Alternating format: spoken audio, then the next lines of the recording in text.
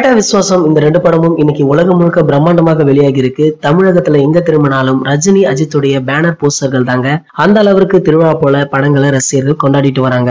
இப்ப என்னன்னா நாளை முதல்ல பாக்ஸ் ஆபீஸ்ல யார் முந்துவார்கள் அப்படின்னு ஒரு போட்டி நடக்கும். மேலும் அதை வச்சு பார்க்கும்போது விஸ்வாசம் படத்திற்கே எப்படியும் அதிகமான வசூல் கிடைக்கும்னு சொல்றாங்க. ஆனா சென்னையில சூப்பர் ஸ்டாரோடைய பேட்ட படம் தான் முதலிடத்துல இருக்கும்னு பல பேரும் முன்னாடி சொல்லிட்டு வந்தாங்க. ஆனா அங்கும் விஸ்வாசம் தான் மாஸ் காட்டி வருது.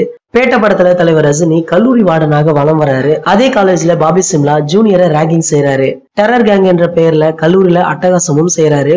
முதல் நாளே அவங்களுடைய கொட்டத்தை ரஜினி அடக்க அதுக்கப்புறம் ஆஸ்திரே அவருடைய கண்ட்ரோலுக்கு வந்துருது. பிறகு அதே கல்லூரியில படிக்கும் அன்வர் மேகா ஆகாஷும் காதலிக்கிறாங்க. அவர்களுடைய காதலுக்கு ரஜினி உதவி செய்ய ஒரு பக்கம் பாபி சிம்லா ரஜினி அடிக்க ஆல் செட் செய்யறாரு. ஆனா அங்க வந்து இறங்குறதோ வேற ஒரு கேங். யார் இவங்க, இவங்களுக்கும் ரஜினிக்கும் என்ன சம்பந்தம், எதற்காக அன்வரை கொலை செய்ய இவங்க துடிக்கிறாங்க அப்படின்றதான் மீதி படத்துடைய கதையே. இந்த படத்துல தலைவர் ரஜினிகாந்துக்கு சூப்பர் ஸ்டார் பிராண்ட் தான். எத்தனை நாளாச்சு இப்படியான சூப்பர் ஸ்டாரை திரையில பார்த்து அப்படின்னு ரசிகர்களும் சொல்லிட்டு வராங்க.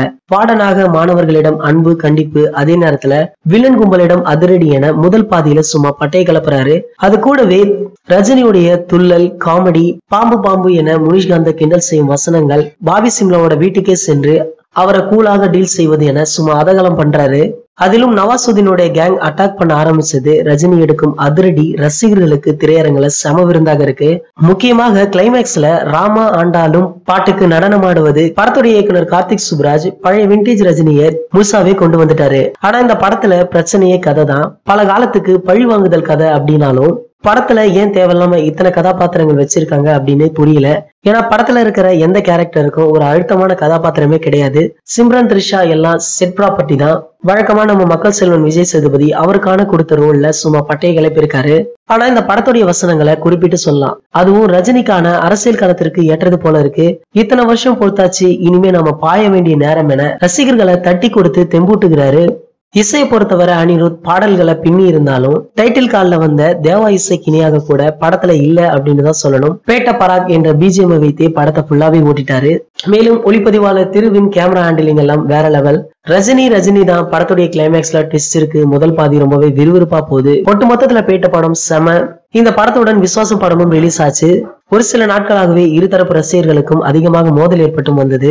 ஆனால் தற்போது படம் ரிலீஸ் ஆன பிறகு அந்த மோதல்கள் எதுவும் இல்லாம அஜித் சாருடைய ரசிகர்கள் விஸ்வாசம் படத்தை பார்த்துட்டு பேட்ட படத்தை பார்த்து தங்களுடைய விமர்சனங்களை இணையதளங்களை தெரிவிச்சிட்டு வராங்க. அதே போலதான் தலைவர் ரசிகர்களும் பேட்ட படத்தை பார்த்துட்டு விஸ்வாசம் படத்தை பார்த்துவிட்டு அவர்களுடைய கருத்துக்களையும் இணையதளங்களை தெரிவிச்சு வராங்க. எனவே இருதரப்பு ரசிகர்களும் ஒற்றுமையாக இந்த இரு படங்களையும் கொண்டாடி வராங்க. இந்த இரு படங்களை பற்றிய உங்களின் கருத்துக்களை கீழே உள்ள கமெண்ட் செக்ஷன்ல கமெண்ட் பண்ணுங்க. எங்க வீடியோ பிடிச்சிருந்தா லைக், ஷேர், மறக்காம நம்ம சேனலை சப்ஸ்கிரைப் பண்ணுங்க. மேலும் அப்டேட்டை மிஸ் பண்ணாம பார்க்க அருகில் உள்ள பெல் பட்டனை கிளிக் பண்ணுங்க. இந்த ரெண்டு வீடியோவை நீங்க மிஸ் பண்ணிருந்தீங்கன்னா கிளிக் பண்ணி பாருங்க.